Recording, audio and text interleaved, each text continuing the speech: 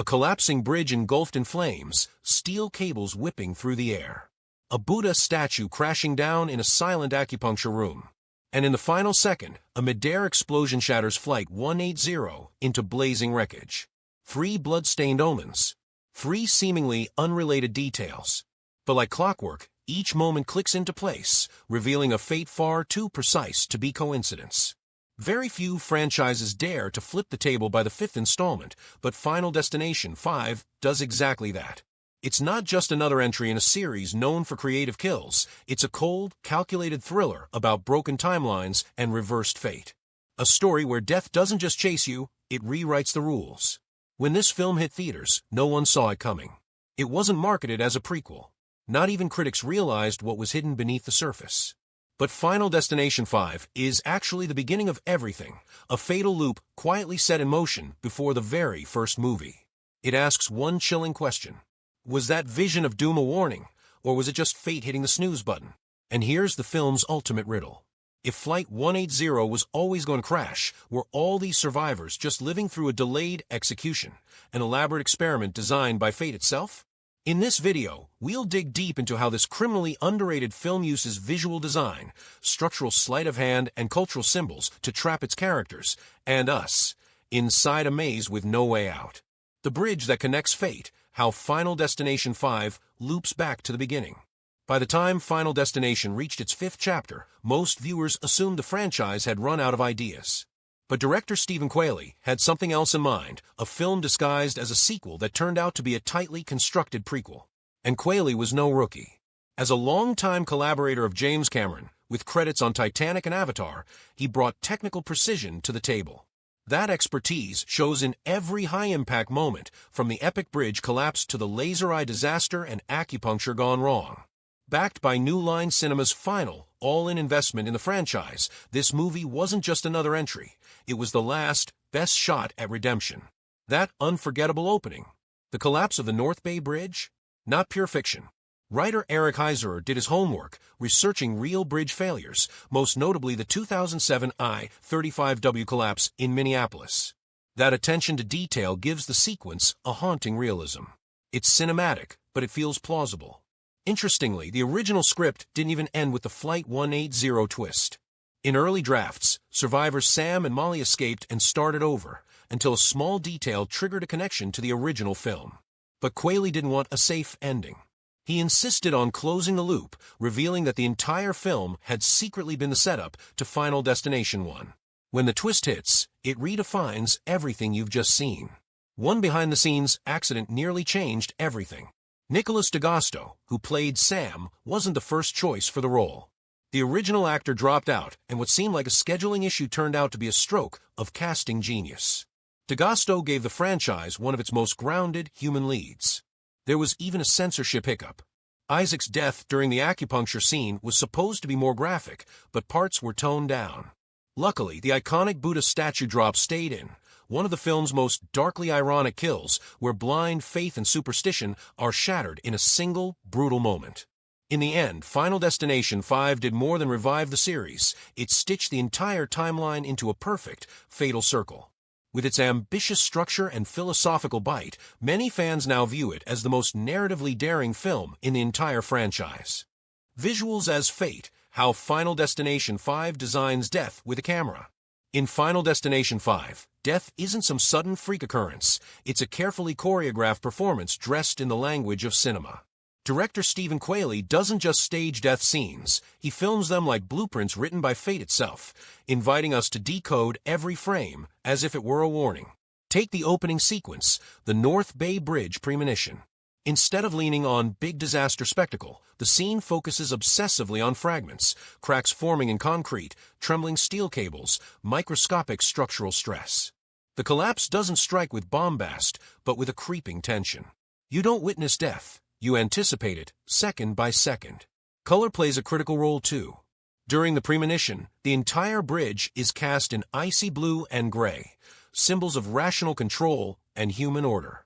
But once collapse hits, the screen erupts in violent reds and oranges. It's not just destruction, it's chaos unleashed. With this cold-warm contrast, the film quietly tells us, Even the most advanced human structures crumble when fate intervenes. Then there's Olivia's death during the LASIK surgery, a masterclass in psychological horror. Claustrophobic framing traps the viewer in her panic, while repeated point-of-view shots of the laser beam intensify the feeling of helpless inevitability. Just when you expect the machine to kill her, she escapes, only to slip and fall out a window to her death. The real killer? Panic. And with that, the film flips its theme. In this world, fate doesn't choose your end. Your choices do. Character-wise, the film's biggest revelation is this: death isn't the villain. We are. Peter, whose arc takes him from grieving boyfriend to potential murderer, represents the darkest response to fate. He asks, if I kill someone else, do I get to live? A morally chilling question that digs at the heart of the franchise. Does free will exist in a world ruled by death? Then there's Nathan, a seemingly minor character who delivers the film's cruelest irony. Thinking he's dodged fate by killing someone else, he's later crushed by falling airplane debris. No warning, no build-up. The message is crystal clear: you can trade fate, but death always collects. The film's symbolism is subtle, yet incredibly deliberate. The number 180 reappears everywhere, from bus numbers to file folders at Sam's office. It's no longer just a flight code. It's a cosmic marker, an ID tag of death's design. And the infamous acupuncture scene? That falling Buddha statue might seem like a cheap shock gag, but its framing tells a deeper story. The statue's slow tilt, its passage through incense smoke, the moment it crashes down, it's a dark twist on karma. What you worship might not save you. What you fear might already be fate. Final Destination 5 constructs a death ritual playbook, using color, framing, and camera movement. It doesn't just scare you, it implicates you. It asks, are you really surviving, or just walking a path that's already been drawn? Is time a loop and death a lie? If each death in Final Destination 5 is crafted like a work of visual horror, then its narrative structure is a psychological time trap. At first glance, the story seems linear, a typical sequel. But in the final 5 minutes, the film pulls the rug. It's not a sequel. It's a prequel. This type of twist, known in screenwriting as structural deception, works because the clues were always there. Bus number 180. Sam's unexpected assignment to Paris. The airport announcement. Almost no one clocked the significance on first watch. But once that plane explodes, everything snaps into place. We were in the origin story the whole time. Behind this structure is Stephen Qualey's bold narrative ambition to turn the franchise into a closed loop. In earlier films, death moves forward.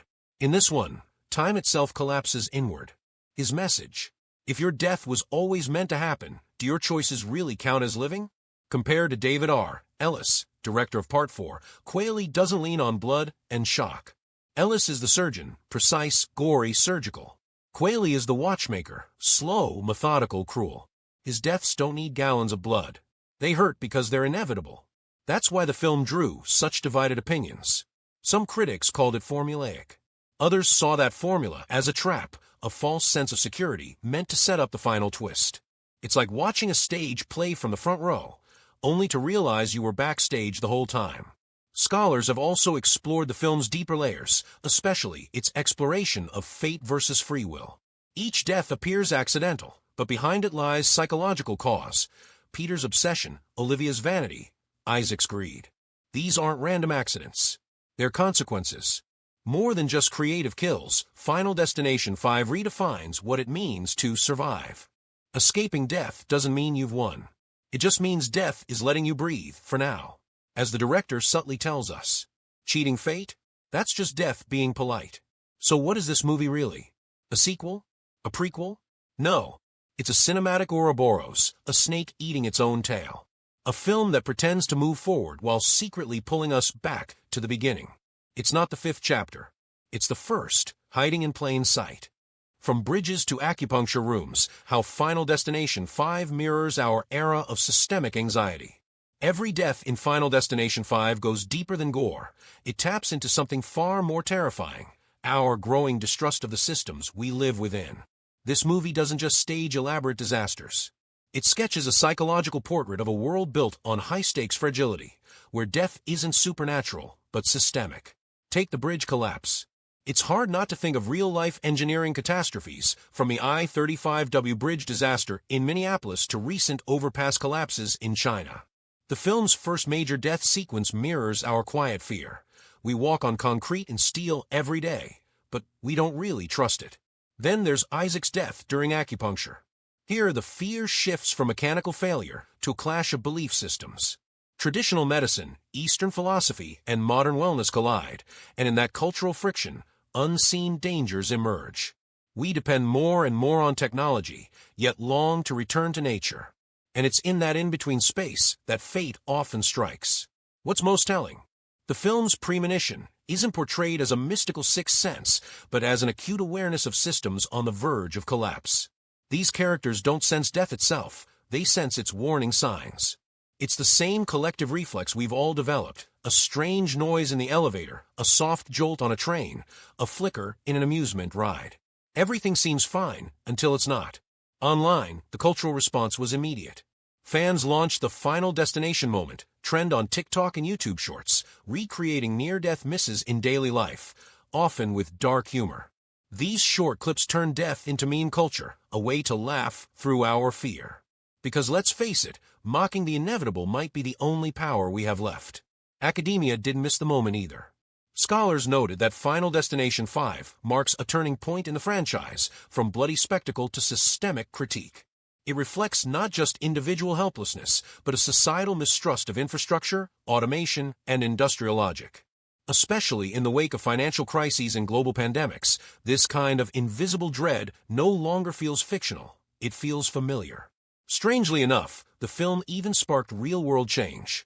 After the franchise went mainstream, some countries reviewed public safety protocols, especially regarding swimming pool drains, bridge inspections, and elevator maintenance. The fact that a horror movie could influence policy is both ironic and strangely profound. To dive deeper into how this film explores the relationship between fate and system failure, here are 3 lesser-known films that expand on similar themes and would resonate with your audience. Crash, 2000, for a look at how random lives intersect through systemic failure and personal bias in modern cities. About Time, 2013, a romantic drama that subtly unpacks the ethics of changing fate versus embracing it. The Butterfly Effect, 2000, for psychological sci-fi tale exploring how even small choices spiral into irreversible consequences. Each of these films, though vastly different in tone, deals with the triangle of system, fate, and human will, offering a thematic mirror to Final Destination 5. The end was always set. Choice is just an illusion. In one quiet moment at the airport, Sam whispers, "We just got lucky this time." That line may sound offhand, but it's the spiritual anchor of the entire film. In a higher dimension of time, survivors are just participants in a different track of the same deadly design. Looking back, Final Destination 5 isn't really a movie about death. It's a film about existential absurdity. With every eerie coincidence and delayed catastrophe, it suggests that escaping death may not be a triumph, but a scheduled delay. Now imagine this. What if the movie never revealed the Flight 180 twist? What if it ended vaguely, without any clear connection to the first film? Would you still question the relationship between fate and free will? Chances are yes. But it's precisely that final reveal that elevates this movie from genre horror to narrative mind-bender. Because Final Destination 5 isn't asking how you'll die. It's asking, when will you realize you never had a choice? So if this film made you pause, if it stirred something deeper about fate, freedom, or fear, tell us. Backhand index pointing down, drop one emoji in the comments that sums up how this movie left you feeling. Was it fire, face screaming in fear, brain, or something entirely unexpected? And don't forget to like, save, and subscribe.